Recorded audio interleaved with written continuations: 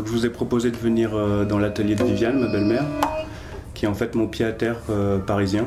Parce qu'en fait je vis depuis 9 ans à Barcelone.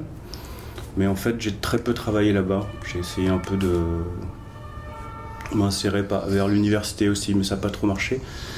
Et je me suis rendu compte que c'était assez facile finalement de revenir travailler à Paris de temps en temps. Et petit à petit, j'ai réussi à acquérir mon indépendance finalement, à venir travailler de temps en temps ici, mais du coup avec des pieds à terre. Donc chez ma mère, avant, maintenant chez ma belle-mère. Et donc on est dans son atelier là, qui est un chouette lieu. Et donc je pensais que c'était assez agréable pour faire l'interview. C'est là où je travaille en fait, c'est-à-dire c'est un travail un peu nomade, quoi. C'est-à-dire j'ai une petite pièce là-haut qui est ma chambre, donc j'ai un écran, mon ordi. Donc je manipule, mais en fait quand je suis ici, j'ai une vie assez différente de quand je suis à Barcelone. C'est-à-dire qu'à Barcelone, j'ai très peu de vie sociale. Je reste dans mon bureau, je vais me promener un petit peu, beaucoup de téléphone évidemment. Et quand je suis à Paris, je suis un peu à gauche à droite sur le terrain, beaucoup sur le vélo.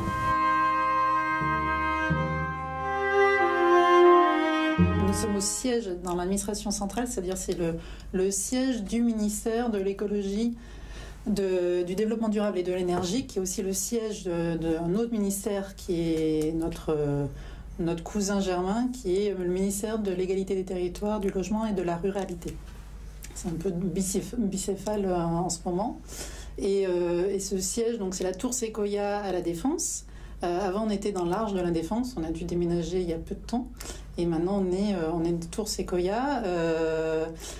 Donc, c'est des bureaux sur plus de 30 étages, tous pareils, où on peut voir des compétences des gens qui gèrent l'énergie nucléaire en France, comme le code de l'urbanisme. Il y a pas mal de juristes, donc il y a le code de l'urbanisme, comme on peut voir aussi des gens comme moi qui travaillons dans un bureau en charge de politique qui essaie d'aller vers la qualité du cadre de vie en fait.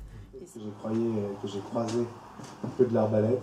En fait, non, il y avait un local à louer rue de l'Arbalète qui était tout petit, dans le 5e, hein, j'habitais pas très loin. Et je me...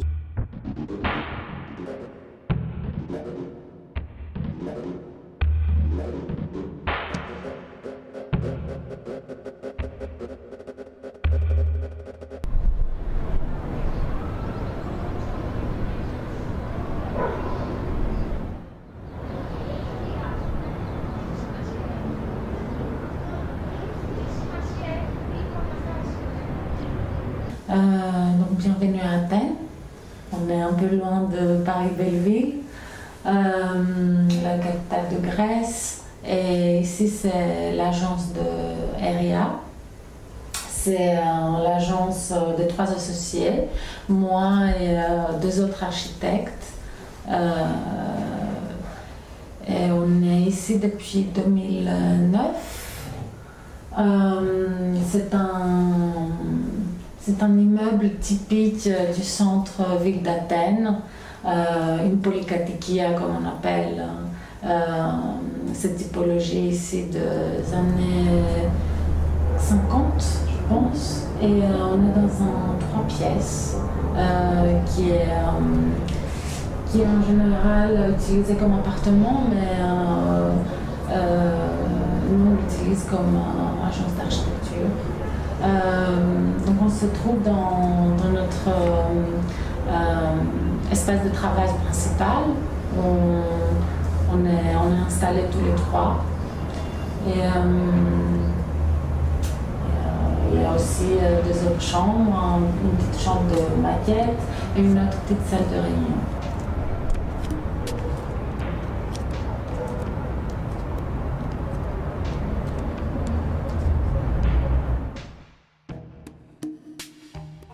Alors, nous sommes dans le 11e arrondissement, l'arrondissement fétiche et chéri des architectes parisiens depuis de nombreuses années maintenant, malheureusement de moins en moins puisque les loyers sont devenus prohibitifs pour les gens de notre profession. On est à côté du gymnase Japy, dans un ancien immeuble industriel. Il y a des ateliers de confection au 1er étage, un garage à rez-de-chaussée, et qui se gentrifie progressivement. Au dernier étage, maintenant, c'est des logements, et puis un cabinet d'urbanisme et nous-mêmes, un autre cabinet d'architecture, un plateau libre, qui nous a plu assez rapidement. Côté industriel, un peu dur, tout en béton, tout en métallique. Voilà. C'est le siège de notre agence, plateforme. Un atelier, bureau-atelier. Dans un bureau-atelier qu'on partage à 4 avec 3 autres scénographes qui chacun travaille dans la scénographie, un peu dans des sphères un tout petit peu différentes entre théâtre, cinéma, accessoires et scénographie urbaine et scénographie sur le pôle théâtre, là, dans le cirque.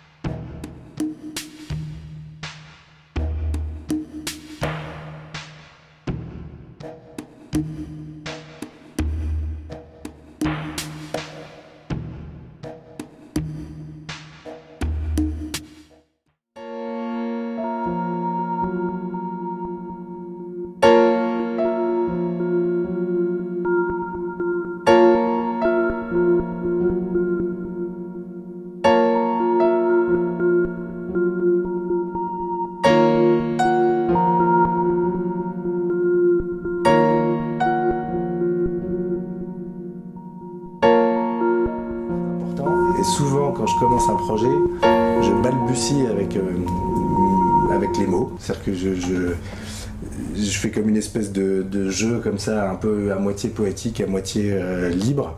Le truc là, ça c'est 1 mètre. Donc je sais que je dimensionne les choses précisément. Je sais combien fait la hauteur de mon bâtiment. C'est son rapport réel de longueur-hauteur. Donc même avec un carnet, dans un train, on peut faire un projet, quoi.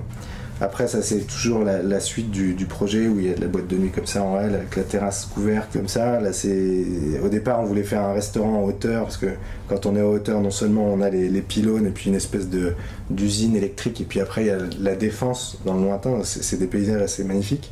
Bon, finalement, il n'aura pas le budget pour faire ça.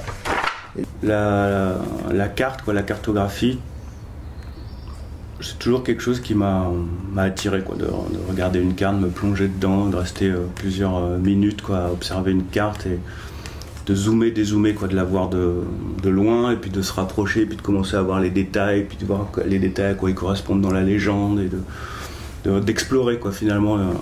Ça m'a toujours intéressé. Donc j'ai essayé de développer ce travail-là, notamment dans mon DEA, dans mon master en 2002.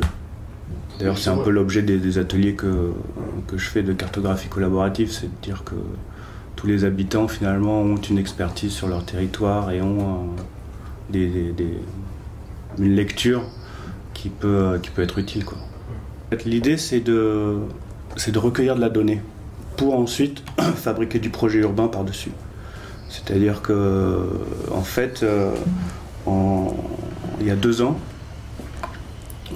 j'ai organisé pour l'équipe Seki Vegano un atelier à la Courneuve. Ils avaient l'ambition de faire un atelier public, un atelier de projet urbain public ouvert aux habitants pour essayer de travailler la participation, quoi. Puis je m'intéressais à l'époque un peu aussi à OpenStreetMap, quoi, j'essayais de comprendre un peu comment ça fonctionnait. Et donc, je me suis dit qu'on allait faire un atelier où on allait recueillir de la donnée justement sur les espaces publics, comment les gens les vivent, qu'est-ce qu'ils y font. Et ça a été une expérience vachement